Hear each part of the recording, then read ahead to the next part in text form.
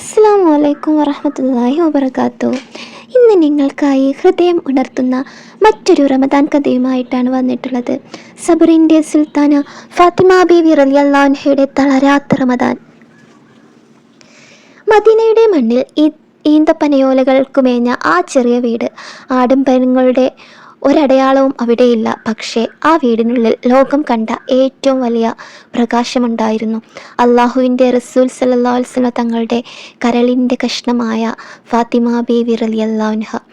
ആദരവിൻ്റെയും ലളിത ജീവിതത്തിൻ്റെയും ഉദാത്തമായ മാതൃകയായ മഹദി തൻ്റെ റമദാൻ ദിനങ്ങളെ എങ്ങനെയാണ് സ്വീകരിച്ചിരുന്നത് എന്ന് ചിന്തിക്കുമ്പോൾ ഏതൊരു വിശ്വാസിയുടെയും കണ്ണുകൾ ഈറനണിയും.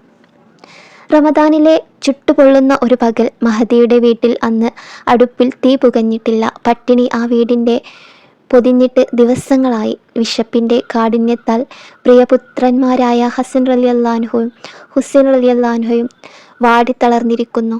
ഒരു ഉമ്മ എന്ന നിലയിൽ മഹദിയുടെ ഉള്ളം വിങ്ങുന്നുണ്ടായിരുന്നു. മഹദി തൻ്റെ മക്കളെ ചേർത്തു പിടിച്ച് പതുക്കെ മന്ത്രിച്ചു, "മക്കളെ, അള്ളാഹു നമുക്ക് നൽകിയ പരീക്ഷണമാണിത്. ഈ വിശപ്പിലും അവൻ നമ്മെ നോക്കുന്നുണ്ട്." തൻ്റെ വയറിൽ വിശപ്പിൻ്റെ കല്ലുകൾ കെട്ടിവെക്കുമ്പോഴും അധരങ്ങളിൽ ഒരിക്കൽ പോലും പരാതിയുടെ ഒരു വാക്കുപോലും വന്നില്ല. പകരം ആ പരിശുദ്ധമായ നാവുകൾ സബറിൻ്റെയും ശുക്രിൻ്റെയും തസ്ബീഹുകളാൽ നനഞ്ഞുകൊണ്ടേയിരുന്നു. ഖുർആനിലെ സൂറത്തുൽ ഇൻസാനിലൂടെ അള്ളാഹു ലോകത്തിന് കാണിച്ചു കൊടുത്ത ആ മഹാത്യാഗം നടന്നത് ഒരു റമദാനിലായിരുന്നു. 3 ദിവസത്തെ കഠിനമായ പട്ടിണിക്ക് ശേഷം ഇഫ്താറിന് അല്പം ബാർലി റൊട്ടി തയ്യാറായി. നോമ്പ് തുറക്കാൻ നേരത്ത് വാതിലിൽ ഒരു മുട്ട് കേട്ടു. പുറത്ത് ഒരു ദരിദ്രൻ വിശക്കുന്നു. അള്ളാഹുവിൻ്റെ പ്രീതിക്കായി എന്തെങ്കിലും തരണേ എന്ന ആ വിളി കേട്ടപ്പോൾ മഹദി മടിച്ചില്ല. തൻ്റെയും മക്കളുടെയും മുന്നിലിരുന്ന ആഹാരം അപ്പാടെ ആ ദരിദ്രന് നൽകി. അന്ന് വെറും പച്ചവെള്ളം കുടിച്ച് ആ പുണ്യ കുടുംബം നോമ്പ് തുറന്നു. അടുത്ത ദിവസം ഇഫ്താർ നേരത്ത് ഒരു അനാഥൻ വാതിലിൽ വന്നു. വിശപ്പിനാൽ മഹദിയുടെ ശരീരം വിറക്കുന്നുണ്ടായിരുന്നു. എന്നിട്ടും സ്വന്തം മക്കളുടെ വിശപ്പിനേക്കാൾ ആ നാഥൻ്റെ കണ്ണീരിന് മഹദി വില നൽകി. 2-ാം ദിവസവും അവർ പട്ടിണി കിടന്നു. ശാരീരികമായി അങ്ങേയറ്റം തളർന്ന 3-ാം ദിവസം ഇത്തവണ വന്നത് ഒരു യുദ്ധത്തടവുകാരൻ ആയിരുന്നു. തളർച്ചയാൽ കണ്ണുകൾ കുഴിഞ്ഞുപോയ ആ ഉമ്മ തൻ്റെ വിഹിതം സന്തോഷത്തോടെ ആ തടവുകാരന് നീട്ടി. തുടർച്ചയായ 3 ദിവസങ്ങൾ വെറും വെള്ളം മാത്രം കുടിച്ച് നോമ്പെടുത്ത ആ ത്യാഗം കണ്ട് ആകാശം പോലും വിറച്ചു പോയിട്ടുണ്ടാകും. അപ്പോഴാണ് അള്ളാഹു കുടുംബത്തെ പുകഴ്ത്തിക്കൊണ്ട് ഖുർആൻ വചനങ്ങൾ ഇറക്കിയത്. അവർ അള്ളാഹുവിനോടുള്ള സ്നേഹത്താൽ ദരിദ്രർക്കും അനാഥർക്കും തടവുകാർക്കും ഭക്ഷണം നൽകുന്നു. റമദാനിലെ ഒരു സായാഹ്നം, കഠിനമായ പട്ടിണിയും വീട്ടുജോലികളുടെ അധിക്യവും കാരണം ഫാത്തിമ ബീവി റളിയല്ലാഹു അൻഹ അങ്ങേയറ്റം തളർന്നിരുന്നു. കിണറ്റിൽ നിന്ന് വെള്ളം കോരിയും ആട്ടുകല്ലിൽ ധാന്യം പൊടിച്ചും മഹദിയുടെ കൈകളിൽ തഴമ്പുകൾ വീണിരുന്നു. ആ റമദാനിൽ അല്പം ആശ്വാസത്തിനായി ഒരു വേലക്കാരിയെ ആവശ്യപ്പെടാൻ മഹദി ആഗ്രഹിച്ചു. തൻ്റെ പ്രിയതമൻ അലി റളിയല്ലാഹു അൻഹുവിൻ്റെ നിർദ്ദേശപ്രകാരം മഹദി തൻ്റെ പിതാവായ റസൂലുള്ളാഹി സ്വല്ലല്ലാഹു അലൈഹി വസല്ലം തങ്ങളുടെ അടുക്കൽ ചെന്നു. ലോകത്തിൻ്റെ നേതാവായ പിതാവിനോട് തൻ്റെ പ്രിയപുത്രി സങ്കടം പറയുകയാണ്.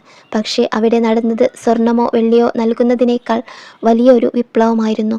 റസൂലുള്ളാഹി സ്വല്ലല്ലാഹു അലൈഹി വസല്ലം തൻ്റെ മകളെ നോക്കി പുഞ്ചിരിച്ചുകൊണ്ട് പറഞ്ഞു, "എൻ്റെ മകളെ, നീ ആവശ്യപ്പെട്ടതിനേക്കാൾ ഉത്തമമായ ഒന്ന് ഞാൻ നിനക്ക് നൽകട്ടെ.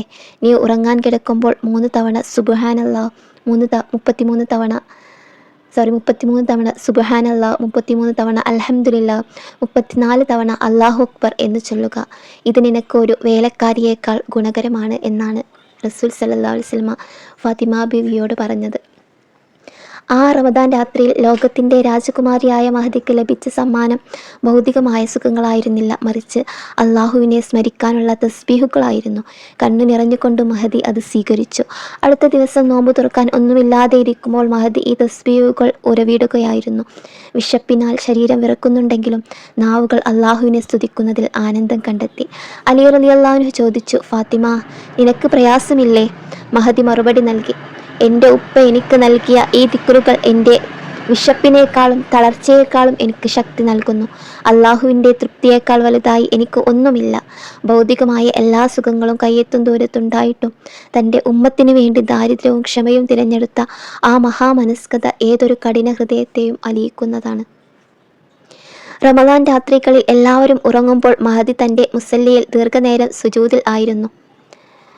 ഒരിക്കൽ മഹദിയുടെ തേങ്ങൽ കേട്ട് അലി റളിയല്ലാഹു അൻഹു അടുത്തു ചെന്നു. മഹദി പ്രാർത്ഥിക്കുകയായിരുന്നു, യാ റബ്ബേ, എൻ്റെ ഉപ്പയുടെ ഉമ്മത്തിനെ നീ കാക്കണേ, പാപികളായ ആ മനുഷ്യർക്ക് നീ പൊറുത്തു നൽകണേ, അവരെ നരകത്തിൽ നിന്ന് രക്ഷിക്കണേ. സ്വന്തം സുഖങ്ങൾക്കായി ഒന്നും ചോദിക്കാത്ത, സ്വർണമോ പട്ടുവസ്ത്രങ്ങളോ ആഗ്രഹിക്കാത്ത ആ പുണ്യപുത്രി അള്ളാഹുവിനോട് ചോദിച്ചത് നമുക്ക് വേണ്ടിയായിരുന്നു. തിരുനബി സല്ലല്ലാഹു അലൈഹി വസല്ലം തങ്ങളുടെ മകളായിട്ടും സ്വർഗത്തിലെ സ്ത്രീകളുടെ നേതാവായിട്ടും ആ കൈകൾ ജോലി ചെയ്ത് തഴമ്പിച്ചിരുന്നു. പക്ഷേ ആ കൈകൾ എപ്പോഴും മറ്റുള്ളവർക്ക് നൽകാൻ മാത്രമാണ് നീണ്ടിരുന്നത്. ഇന്ന് നമ്മുടെ ഇഫ്താർ മേശകളിൽ വിഭവങ്ങൾ നിരന്നു കിടക്കുന്നു. വിഭവം കുറഞ്ഞു പോയാൽ നമ്മൾ പരിഭവിക്കുന്നു. പക്ഷേ ഫാത്തിമ ബീവി റളിയല്ലാഹു അൻഹയുടെ ജീവിതം നമ്മെ പഠിപ്പിക്കുന്നത് ഇല്ലാത്തവൻ്റെ വിശപ്പറിയുന്നതാണ് യഥാർത്ഥ നോമ്പ് എന്നാണ്. ആഡംബരങ്ങളില്ലാത്ത ആ വീട്ടിൽ സമാധാനമുണ്ടായിരുന്നു. കാരണം അവിടെ അള്ളാഹുവിൻ്റെ പ്രീതി ഉണ്ടായിരുന്നു, തഖ്വയുണ്ടായിരുന്നു. മഹദിയുടെ ഏറ്റവും വലിയ ആഭരണം സബറായിരുന്നു, മഹദിയുടെ വസ്ത്രം. ഈ റമദാനിൽ നമുക്കും തീരുമാനിക്കാം, പരാതികൾ കുറച്ച് അള്ളാഹുവിനോട് നന്ദിയുള്ളവരാകാം. നമ്മുടെ ഇഫ്താറിൽ നിന്ന് അല്പമെങ്കിലും ഇല്ലാത്തവർക്കായി മാറ്റിവെക്കാം. ഫാത്തിമ ബീവി റളിയല്ലാഹു അൻഹയുടെ ജീവിതം നമ്മുടെ വീടുകളിൽ ഒരു മാതൃകയുമാക്കാം. നമ്മുടെ ഹൃദയങ്ങളെ സബർ കൊണ്ട് നിറക്കാനും മഹദിയുടെ ജീവിതം പകർത്താനും അള്ളാഹു നമുക്ക് തൗഫീക്ക് നൽകട്ടെ. ആ പരിശുദ്ധമായ പാതയിൽ ചരിക്കാൻ നമുക്ക് നഫ്സിനെ അള്ളാഹു പാകപ്പെടുത്തട്ടെ. ആമീൻ. വീഡിയോ എല്ലാവർക്കും ഇഷ്ടമായെന്ന് കരുതുന്നു. ഇഷ്ടമായാൽ ഷെയർ ചെയ്യാൻ മറക്കരുത്. അടുത്ത വീഡിയോയുമായി വീണ്ടും കാണാം ഇൻഷാ അല്ലാഹ്.